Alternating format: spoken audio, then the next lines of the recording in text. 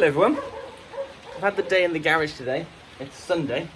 The kids went for a sleepover and Amber's went to work, so I thought, get some bits done. I haven't filmed anything because I just wanted to crack on and get some bits and pieces done. So the car has been here for a year now, which I'm not proud of, but lots of things have been going on with work-wise and home life and stuff, so I've been doing the bits and pieces as and when I can, but I need to really crack on and get things sorted. So the videos have obviously been going out, which is great. I'll update you in a minute. I have also tidied back here. So the engine that's now underneath this cover was on a table here, which is now lifted onto the workbench. That freed up all this space here.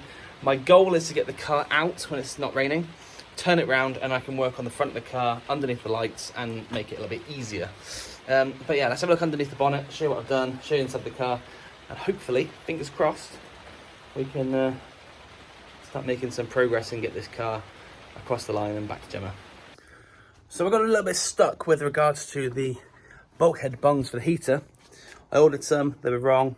I spoke to my good friend Mark over at Simpson's Classics, and he's put me in the right direction for the correct bung, which I now have. So Mark, thank you so much for your help. This is going to be a big step forward. I fitted one, and much better. Let's take a look. So this is the new bung, and as a indication you can see I fit the old bung in. This was the bung that I was supplied originally. So apparently this is an SPI bulkhead. So there's a bit of change between that and what was what should be on this car even, but it doesn't matter. It's watertight, it's sealed, it's fine. So just fit that in, and I decided to put them in this way, so look a bit neater in the engine bay.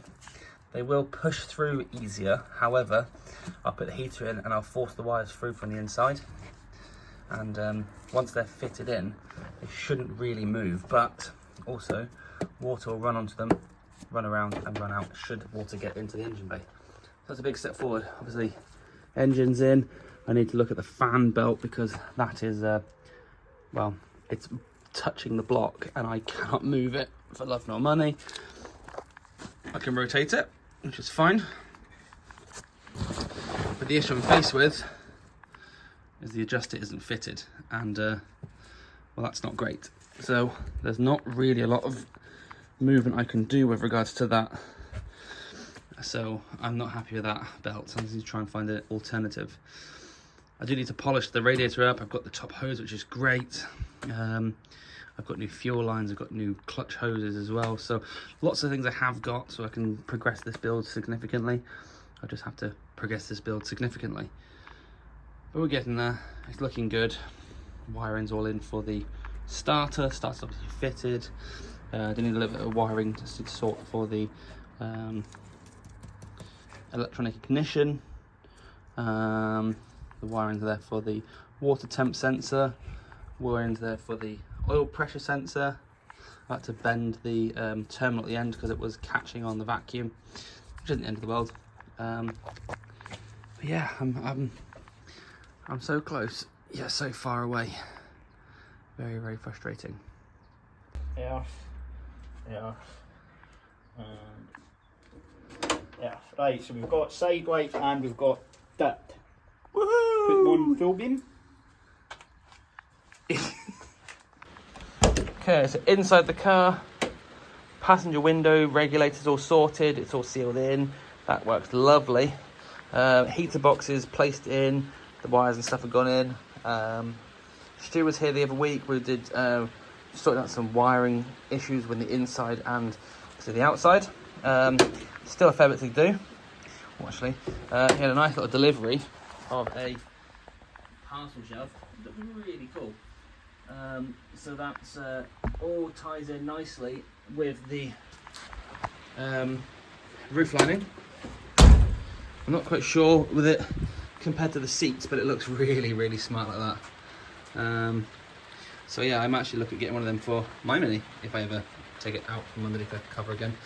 I've got this nice padded mat on the roof, which is the underlay, and I've got a couple of bits and pieces on there, so just in case you're thinking I'm putting loads of stuff on the roof, I am not. So underneath the engine, well, fair amount's been done. Obviously engine's in, exhaust manifold's on, inlet manifold are just fitted on now. I've got a Fletcher radiator with some new Fletcher hoses, top and bottom. A new takeoff as well. New takeoff this side. Servo's been fitted in today with the brake pipe. This unit here isn't tight for the time being. I have to come in a bolt for that at the moment. New fan belt's gone on, that's all adjusted. So yeah, I'm working my way through. Obviously the most obvious thing is the lights are on. The lights are on and they're working.